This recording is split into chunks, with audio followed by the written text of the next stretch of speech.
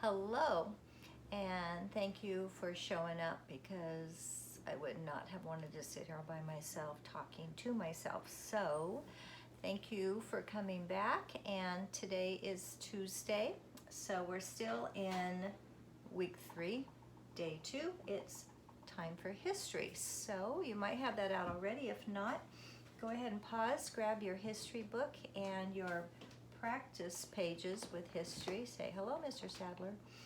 And this is what we're going to do. Okay, so once you got that ready, come back and join me, okay?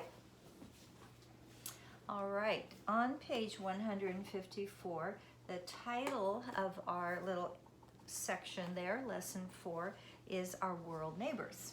Our world neighbors. Just like you have neighbors that live next door to you, our world, all the nations, countries of the world also have neighbors. Now, the United States is a nation, which simply means we are a country, and we share our borders with 2 other countries or nations. Do you remember what those are? Which one is to the north of the United States? Which nation or country? You can look on that map. You see United States. Who's to the north of us? If you said Canada, you are totally correct. Canada. That is our nearest neighbor to the north. We share the northern border, okay? What is our neighbor to the south that we share a common border? You see that? We'll change colors. Okay, you're right. That is Mexico. These are proper nouns, so we capitalize them. Good. Alrighty, we're going to talk about some of these things as we go on, but go ahead and look at your book. You see a map of the entire world laid out flat. You see the oceans. Our ocean is Pacific. You see the Atlantic, the Indian, the Arctic. You see the Pacific twice. Why is that? Well, you know, it's because the earth is round and it wraps around. So, which of these oceans is the largest? If you said Pacific, you are spot on. You are right. That is the largest one. Okay, so can you put your pinky on the compass rose? Good. That's that little circle on the bottom that has a north, south, east, and a west. What do we call those directions? We call those the coordinates, right? North, south, east. Cardinal directions, I'm sorry. Those are the cardinal directions, so 4 cardinal directions. And we know that if you're partway between the north and the east, then you are northeast. If you're partway between northwest, you're in the northwest. If you're partway between the southeast, the south and the east, you're the southeast, and you could be southwest also. Which hemisphere do we live in? Good, we live in the northern hemisphere, so we're north of the equator. Countries that are south of the equator live in the southern hemisphere, right? Okay, so let's go ahead and read this. We're going to start on page 155. So, got your book out? Let's go. Read with me, okay? The world is made up of many nations or countries. Those words are synonyms. It means the same thing. Each nation has its own government and laws. The United States is a nation. Mexico and Canada are nations that share borders with the United States. Very good. Okay, look on that page and tell me if you can find the answer to this question. How many nations are there in the entire world? The entire world. It's a lot. Big number. Do you see it there? Did I hear you say there are more than 190 nations in the world? That's right. So I'm going to say 190 plus. That means, okay, that means more than 190 nations in the world. They lost track, I guess. Okay. Which of the countries in the world has the most land? The largest. You could look at the map and kind of tell, or there is the answer on that page. Did you say Russia? You're right. The country with the most land is Russia, And which nation has the most people? Did you say China? You are right. From what I understand right now, India is kind of catching up there. So I'm not sure if India is going to pass up China, because this history book isn't like brand new. So you'd have to investigate that on your own. Advic, maybe you can check that out. See the population of India as compared to the population of China right now, okay? Got another question for you. Which of these continents do you think, now how many continents are there? Let's name them. There's North America, South America, Europe, Asia, Africa, Australia, and Antarctica. Which one do you think continent has the most countries in it? Now, North America, how many countries do we have? Canada, USA, Mexico. We only have 3. If you said Africa, you are so right.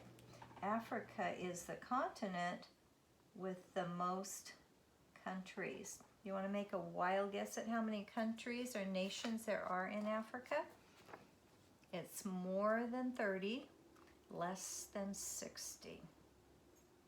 What did you say? It's actually more than 50, less than 60. I think I heard a 54 out there. Was that you, Isabella A? Could have been. Okay, because I thought I heard a 54. And you're right, there are 54 countries on the continent of Africa. We don't have countries in the United States. We have what? States. We have 50. So that would be coming close if they were countries, but they're states. Okay, go ahead and turn the page. You see some leaders of different countries, different nations, and let's read that. In different nations, people become leaders in different ways. In some nations, leaders are chosen by citizens in elections. In other nations, people become leaders by winning wars. And there is another way. I'm not sure if they're going to mention this. Oh yeah, they are. The next paragraph. The leaders of some nations are born into families of leaders, like in Britain, right? The queen, the king, the prince. They grow up to take the place of their parents as leaders. So which way do we elect our leaders? Do we vote for them in elections? Do they have to fight each other and see who wins? Or are they just born to be the next president? You're right, we do have free elections, don't we, where we choose our leaders in that way. And so there you have King Abdullah II of Jordan. You have President Chandrika Kumartungsa of Sri Lanka. And you have President Thabo Mbeki of South Africa. And then on the next page, you see the House of Lords, which is England. And it says on that page, nations also have their own ways of making laws. Some laws come from the ways of the culture. Some laws come from the religion of the nation's people. The leaders make sure that the laws are carried out. We've talked about that. Let's go ahead and read the summary. Ready? Go. There are many nations and each has its own government and laws. So that's basically what these couple pages was saying, okay? Now, if you take out your activity book, page 25, we'll take a look at that. And this is going to be something that you're going to do most of it all by yourself, okay? Alrighty, let me erase this while you're getting that out and heading it, okay? So go ahead and head practice page 25 while I'm making some more space. Hope you guys are doing good. I'm actually making this video on Sunday, and we've had some crazy rain today, huh? But it's kind of fun too. At least we didn't get blown off the map. We'd have to change how many nations there are in the world if we did that. So everything's still standing. Alrighty, so practice page 25, and it looks like this. It says, make up the name of a nation where you are the leader. Draw a flag for your nation and then answer the question. So you have a box there. people have done it different ways. They've either drawn their flag in that box, or they have used the box to be the flag, okay? So this isn't a nation that already exists. This is going to be your own nation. So, and guess who gets to be the leader of that nation? You do, because it's yours. So you're going to think outside the box, but you're going to draw inside the box. So let's say my nation was entitled Yosemite Lovers, okay?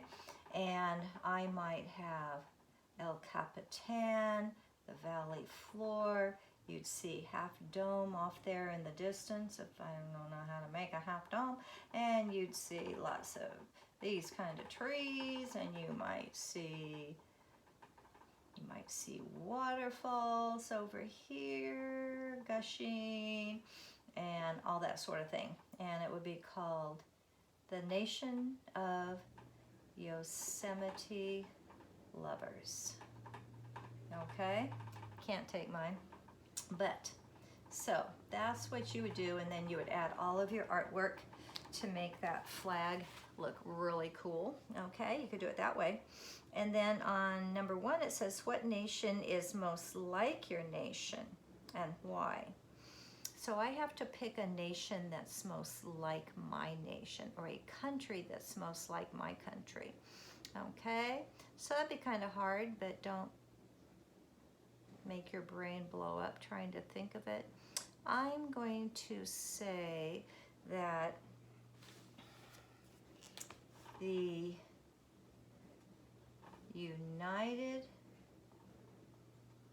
States is most like my country because it has great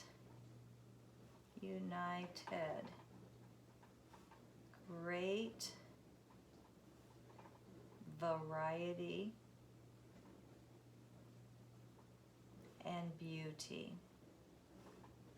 So, kind of how, whoa, I am just, can't, like I said, you guys know me, I can't write and talk. So, maybe your parents can help you spell the words in your spelling dictionary, but turn to the page, help them out there. So whatever it is that you decide that you're going to do, maybe your nation is going to be the donut nation. I think that's what Jordan would do. And the flag would be maybe all the different kinds of donuts that you love. And maybe that nation is most like France because they're famous for their pastries and their desserts. Or maybe your nation is the ice cream nation, or maybe it's the puppy nation because you just think the world should be covered in puppies. Okay, so you just think of what your nation, your pretend nation would be, and give it a name. Okay, and then the second question is, what do you do as leader of your nation? So it depends if you're the donut nation, the puppy nation, the ice cream nation. I'm the Yosemite Lovers nation, so I take visitors on hikes.